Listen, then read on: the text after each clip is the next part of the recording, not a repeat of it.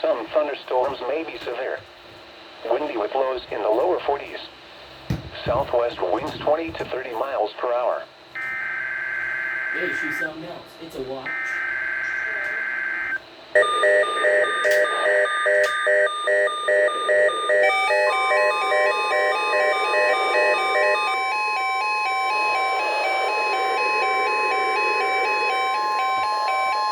The National Weather Service has issued Tornado Watch number 7, effective until 9 p.m. This watch includes the following counties in North Carolina: Bladen, Columbus, Cumberland, Duplin, Harnett, Hoke, Moore, Robeson, Sampson, and Scotland. Remember, a tornado watch means the conditions are favorable for the development of severe weather, including tornadoes, large hail, and damaging winds in and close to the watched area.